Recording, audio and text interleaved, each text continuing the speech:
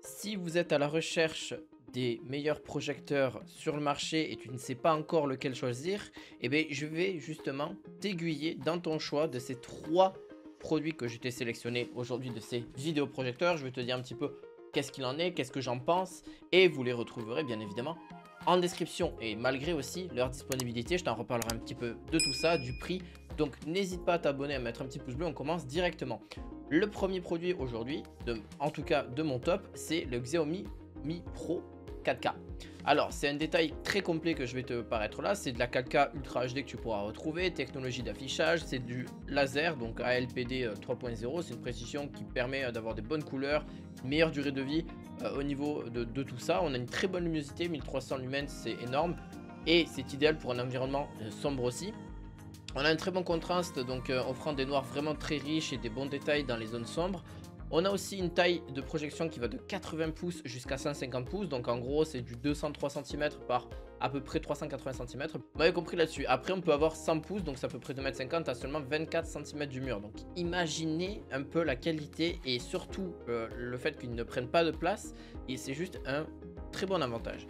Je vous parlerai un petit peu des points négatifs juste après, des points aussi très positifs. On a un son et une connectivité qui est quand même pour moi irréprochable. On a 2 fois 15 watts, compatible Dolby Atmos et surtout Dolby Audio et DTS HD. Donc on a donc un 3 fois HDMI pour brancher console, PC, box, ce que tu veux, il n'y a pas de souci. On a aussi une USB 2.0 pour des lectures multimédia, on a un câble Ethernet si tu veux, mais dans le pire des cas, ça se connecte en Wi-Fi, en Bluetooth pour du streaming et des accessoires sans fil. Alors, qu'est-ce que ça contient en termes de système d'exploitation? C'est sous Android TV, le 9.0, donc accès aux applications de streaming Netflix, YouTube, Disney, Amazon Prime et ce que tu veux. Donc, niveau divertissement, tu vas être régalé. Une interface très intuitive et facile à utiliser. Commande vocale via Google Assistant. Design ergonomique compact et minimaliste, finition métal brossé, etc. Très bien fini je trouve au niveau de celui-ci. C'est facile à intégrer dans un salon ou une salle de projection. Voilà, ça reste un assez gros classique. On a quelques points faibles, hein, je les reprendrai un petit peu après. Même si je vous ai parlé un petit peu de la luminosité tout à l'heure, c'est pas ce qu'il y a de mieux, hein. C'est le moins adapté aux environnements très lumineux, donc faire attention un petit peu à ça. Mais en vrai, j'ai pas vu vraiment la différence. Mais ça peut, voilà, endroit quand même sombre. Et puis en général, quand on a des projecteurs, vaut mieux que ce soit dans un endroit sombre. Et l'immersion est quand même plus disponible. En gros, au niveau des prix plus élevés que certains modèles aussi concurrents, donc faites attention à ça. Aujourd'hui, c'est un peu pour ça que je parle un petit peu de tout ça. Mais sinon, les points forts, c'est la qualité d'image exceptionnelle, technologie laser ALPD 3.0, donc ça c'est génial, surtout pour une longévité vraiment très long terme. Une interface Android TV fluide. On a une ultra courte focale, donc grande image avec un peu de recul, une bonne qualité sonore intégrée avec la qualité Dolby, et ça, bon, on peut pas faire mieux, hein. Au niveau de son prix, il faut vérifier le prix en temps réel via les liens que je vous fournirai dans la vidéo, mais c'est disponible chez plusieurs revendeurs si dans le pire des cas vous trouvez que c'est pas forcément le bon prix là-dessus. C'est idéal en tout cas pour ceux qui veulent une qualité d'image 4K vraiment premium avec une installation facile et un système Android TV intégré pour le streaming. On passera donc au deuxième de cette vidéo. Donc le LG Cinebeam, le HU715QW, vraiment c'est vraiment cette référence là, pourquoi je l'ai prise, je vais vous dire un petit peu pourquoi. Parce qu'elle a une résolution 4K Ultra HD, déjà, bon c'est un peu pareil que l'autre.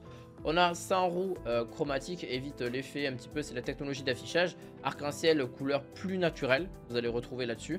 On a aussi une luminosité qui va jusqu'à 2500 lumens, donc en ANC, c'est pas du tout la même technologie, c'est bien adapté pour les pièces lumineuses par rapport à celui-ci.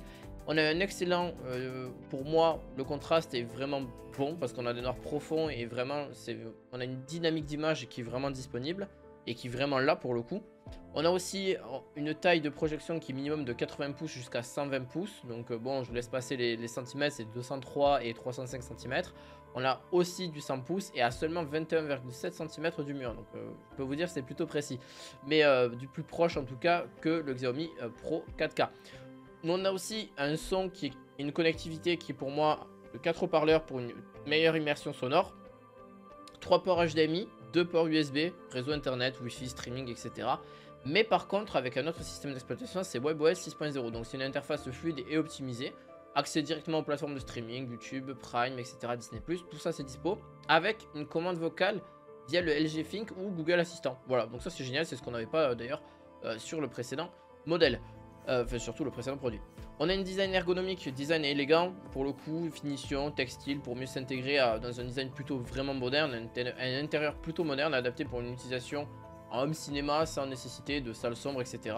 Les points forts, ben, je vous laisse passer les détails, luminosité, ultra courte focale, WebOS, son puissant et design haut-parleur, haut de gamme pardon, avec les finitions textiles. C'est ça qui est plutôt bien. On a un prix par contre premium légèrement supérieur aux autres modèles, mais malgré par rapport au précédent modèle, je le trouve vraiment correct. Pour le coup, c'est assez correct et surtout qu'on a plus de, je trouve, de disponibilité et plus de choix dans celui-ci que dans l'autre. Par exemple, là on a de bons haut-parleurs, c'est bien intégré. On n'a pas forcément besoin de s'acheter un système de son si on n'a pas forcément le budget, sachant que c'est déjà un très gros budget pour ces projecteurs là, et c'est normal encore une fois, parce que là on veut vraiment le meilleur et le plus haut de gamme aussi. WebOS fluide aussi pour le streaming, ça c'est vraiment idéal, hein, vraiment pour vos meilleures soirées, c'est vraiment le top. On passera donc au dernier, le WiMAX Nova 4K en détail complet, je vais vous faire dans cette petite review du WiMAX Nova. Donc en fait c'est vraiment une autre marque pour le coup qui a une technologie pareille d'affichage laser, donc belle précision des couleurs et la durabilité c'est pareil, c'est juste génial.